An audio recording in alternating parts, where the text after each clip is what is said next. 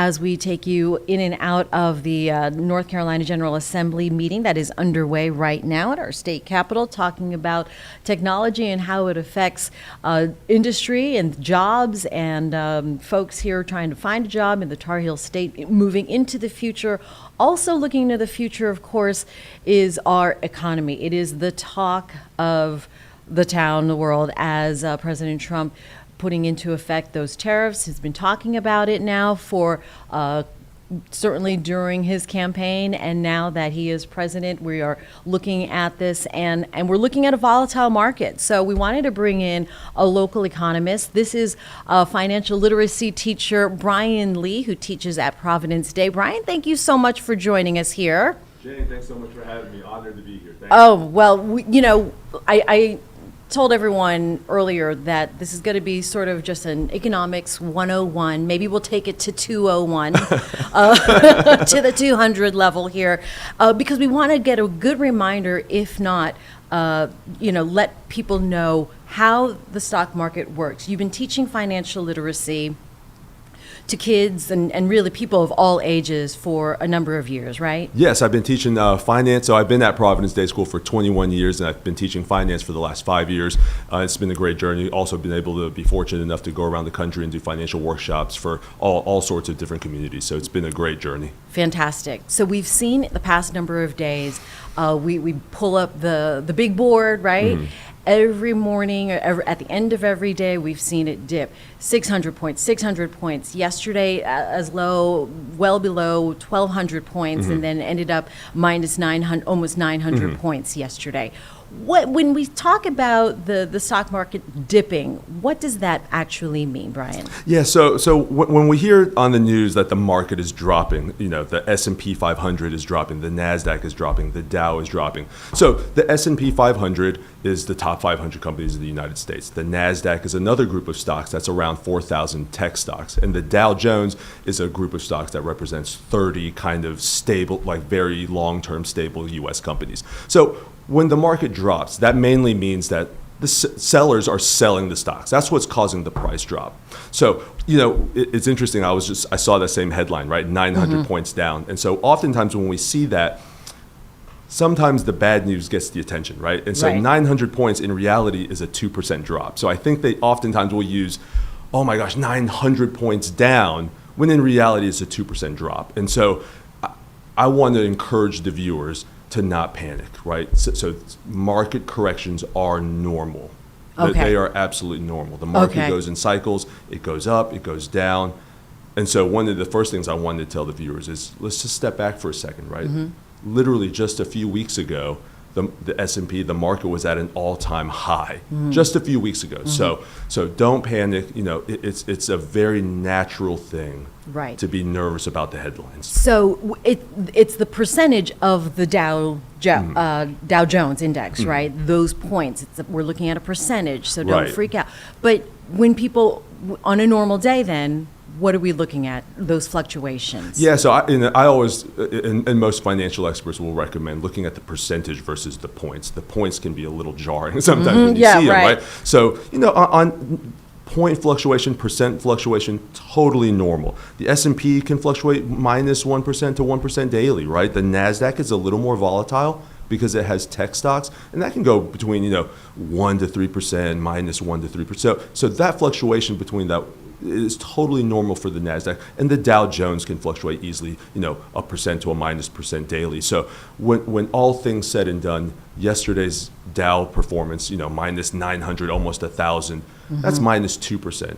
Okay. So I don't want viewers to get sucked into the doom and gloom. It's not fun, right? Looking at my portfolio yesterday, certainly not fun. Right. I don't even want to look at mine. Don't even look at it. And so I always try to encourage people to don't lose sight of the big picture. All right. So when we talk about a recession, and people are talking about, mm-hmm. is a recession looming, fears of a recession, versus a correction, mm-hmm. what is the defining line between correction, recession, and we don't want to go to depression? Right. No, that's a great question. I think right now the word recession stirs up so much emotion right now. And so technically a recession is a slowdown in the economy, usually 6 months or more of weaker growth.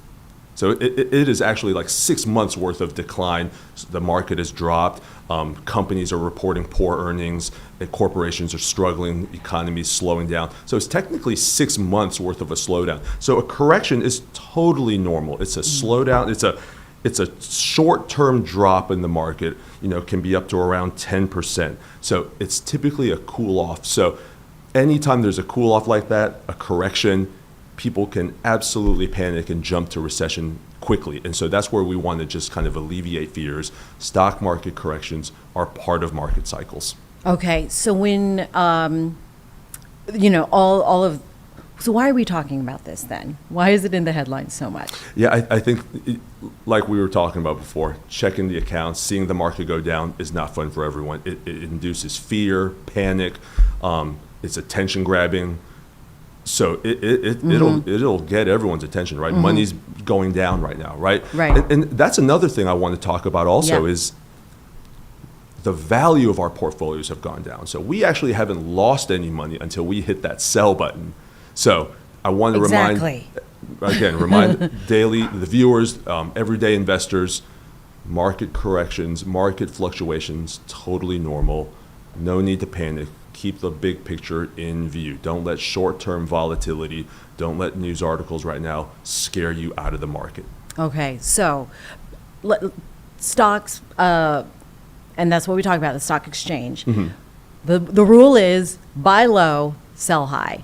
Absolutely. Right? Yeah, so actually, it sounds crazy, but if you've got time and you know that you're not retiring anytime soon, these dips are actually opportunities to buy more stocks. And so I was talking to a friend who's a financial advisor. We were joking that the stock market is the one place where, if there's any other store in the mall or something that had a big for sale sign, people would run into it. The stock market's the one place where when things go on sale, people rush out and leave. So just to remind everyone, right, like these fluctuations happen, and sometimes they can be great opportunities when we see that red arrow go down.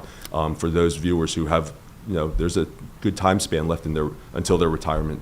We talk about inflation going up, fears of inflation still rising, and the jobs report that was released a few days ago, although it did go up in February, still lower than expected. How does that play into what's happening right now? Yeah, and that's a great question. Inflation certainly still an issue. The job reports was higher than, not crazy high, but it was, up. But, up. In terms of this market fluctuation right now, I think inflation itself is not the issue. Certainly, prices for groceries and the day-to-day things are still relatively high, right? With something that all consumers are still working on. But I think this market sell-off is really more about uncertainty. The stock market does not like uncertainty, and there's just a lot of that going around right now. Uncertainty over interest rates, concerns about economic growth, corporate earnings, certainly trade tensions, the tariffs. These are all things that the stock market as a whole does not like, right? So that uncertainty, I think, is causing the sell-off, right? Yep. That's causing people to hit that sell button and to get their money out. And again, kind of like we said before, the S&P was at an all-time high just a few weeks ago. So I think with this uncertainty and the market being at a high, a lot of this is actually people taking profit. A lot of institutional investors, hedge funds are going, hey, the market was really good. There's a lot of uncertainty coming up. Let's take profit right now. And so, again, for everyday investors, I would not get scared out of the market. I would encourage all the viewers to not respond emotionally and panic. All right, I think that's a good message. As you look there on that screen, U.S. futures, what are we looking at here? Okay, so the futures market is kind of it's interesting. So this is kind of what people are thinking is going to happen down the line. Okay. And so right now, there is still uncertainty. We're seeing some red right there. Yep. And so I think that's showing investors are not confident with what's coming up. Again, the fear, the uncertainty, that's definitely causing these minus red numbers showing up on the screen. Right. Would lower interest rates help? That's a good question. Yes and no. If you lower the rates, borrowing is cheaper, business can grow, consumers can spend more. But again, mainly right now, I think the Fed is proposing some cuts where it would lower it again. I think that's the anticipation. Would it help right now? I would say, again, it's less about interest rates right now than uncertainty in terms of the global geopolitical tensions right now. I think that's really what's causing the stock market decline right now. I mean, it hasn't. We've seen this uncertainty, all the dips in past consecutive days since last week. But this is not the worst the market has performed, has it? No, and again, I'm 44 years old, and I've, just in my lifetime, we've seen the 90s .com bubble, 2008, the unfortunate the catastrophe, the 9/11 tragedy, COVID, the big dip during the initial year of 2020, and the market has rebounded. And I'll say that again, the market always seems to bounce back stronger than ever. And so again, stepping back right now, certainly the last few weeks have not been fun for anybody, right? And I get that. It's a seeing that money come down causes such a visceral emotional reaction. But stepping back, I want to remind viewers, 2023, 2024, those were 2 years in a row of 20+% gains. So the market has done very well over the last couple of years. And so again, certainly we have seen worse, and the market is very resilient. Good to hear. The market rebounding eventually will. How long can we stand where we are right now, though?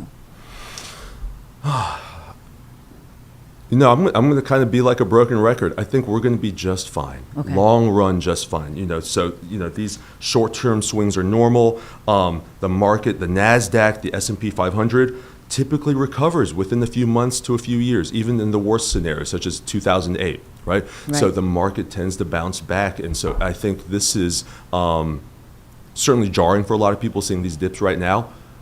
But I think that the market, again, can stand quite a bit. And so I don't think this is, in the grand scheme of things, certainly not the worst thing we've seen. All right. I'm not panicking, but I'm not looking at my portfolio just yet. I'm not going to. I would recommend everyone just not log in right now and to keep, dollar cost average, diversify that portfolio, bonds, index funds, low cost funds, keep that portfolio well diversified, and that's really the thing, right? If you've had a plan, if you've had a financial plan, this is what you built your plan for times like this, building that broad, diversified portfolio of bonds, U.S. stocks, U.S. index funds, international index funds. So that's what we, if you've got a financial plan, stick to the plan. This is what you've built it for.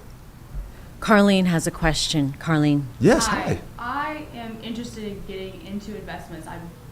I don't know much about the stock market, and headlines like this are terrifying. Right. I was going to say, for someone, a young adult who would be ready to do exactly in your position, Car. What are you thinking? What would you say to me when I want to get started in this, but looks pretty volatile right now? Absolutely. No, that's a great question. I love answering that question. You can kind of see me smiling already. Yes. Because for young people out there, you have the ultimate gift, time. Time in the market. I would not lose an ounce of sleep over the news right now. If you're a young investor with a long time horizon, I would invest, hold, sit back and relax. Continually buy, get in the market. You've got time, Carl. Absolutely, plenty of time. And so that's the right. That's the and that's what I tell my students. You have the gift of gifts, the ultimate weapon in the stock market, time. Right. So, you see all that red? Relax. Absolutely. But now's the time to buy.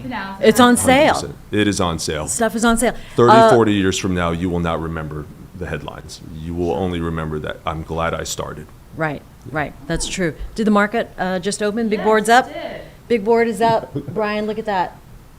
We are right there in the corner. Oh, there we are. Minus 75, Okay. 62. So just 0.15%. Something you anticipated? Sure, I mean, yeah, and again, see the points, right? Minus 70 certainly sounds worse than a 0.2% drop right now. A And so, 0.2%. Yeah, so Right. I would not. Right. Especially for you, I would certainly not worry. I would jump in and not look at it again and just keep putting it in. And we expect to hear from President Trump sometime today as well, his message after seeing the markets in this situation and what we're doing. Anything else we should know, Brian? I think the bottom line is investors don't like uncertainty.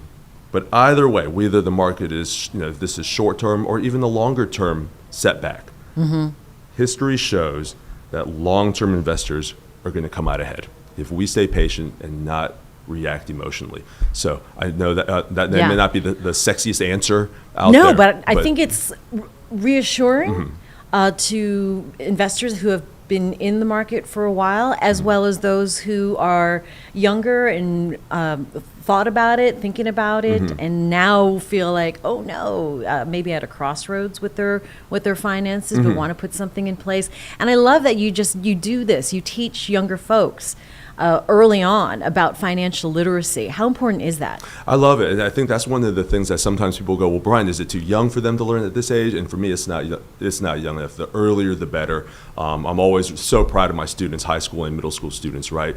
Yeah. Tackling these ideas that they absolutely can handle. And that's what I really want to tell everyone, adults, students, that this financial world, this financial literacy stuff is for everyone. Financial freedom is for everyone. And so I love it. I'm so proud of my students. They do a great job every day. And they just kind of prove that they absolutely can handle this material. And I think everyone can. Yeah. What is the first lesson? Oh gosh! So for it's for another show. Right. No. So for my middle school students, so for my 8th grade students, we dive right into checking accounts, credit history, savings accounts, building an emergency fund, and we spend quite a bit of time talking about the stock market, how to build a portfolio, how to do asset allocation, what's an index fund, what's an ETF, what's a mutual fund, how do we avoid fees. So in my high school class, they do a great job also. We dive really into equity and securities. So we kind of dive into studying some fundamental and technical analysis on stocks. We get into the account statements and stuff. So it's a lot of fun. It's a lot of fun. You left class this morning. Hopefully your students are I hope they're behaving for the sub right now. I hope they're tuning in and being well behaved for the substitute teacher today. So. All right. I think you two also have a great resource that's available, a lot of free information for folks who want to learn more and maybe advance their own literacy. Absolutely. Right? So I love working with the community. I love doing workshops and attending conferences and helping people achieve their financial goals. So they can check out my website, www.bleefinancecoach.com, under the resources page, just a variety of links and resources totally for free for people to utilize. All right, love it. BLIfinancecoach.com. Absolutely. Yeah, go check it out, and hopefully there's something there that can help you. Brian, thank you so much for coming in. Thank you so much. That was a lot of fun. Thanks for having me again, We had a great time, learned a lot. Car, yeah? Learned a lot. Thanks. And we'll be okay. I think we're going to be okay. Yeah, we're going to be okay. Absolutely. So that's the message for everybody. We want people to sleep better. I mean, daylight saving time is already putting a hindrance on our sleeping pattern. Absolutely. I said go outside, turn off the news. Yeah. Don't check your accounts right now. Except for WCNC. Except WCNC. Right. Stay tuned in to WCNC, of course. All right. Brian Lee, thank you so much. We appreciate your time and knowledge and patience, really. That was really awesome.